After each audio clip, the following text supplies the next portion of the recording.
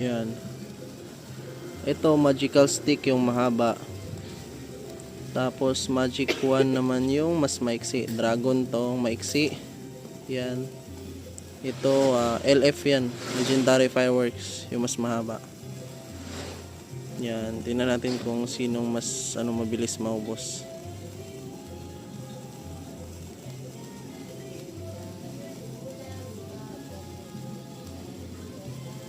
Yan yung pinagkaiba nila. Mas mataas yung LF magical stick kaysa magic wand ng dragon. Yan, ito mga ginagamit yan sa pang wedding kadalasan. Sa parang prenup wedding. Yan, tsaka sa mga wedding.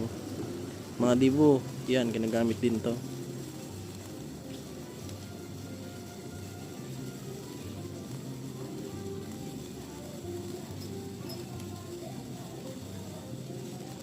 Yan, mas mabilis maubos si dragon.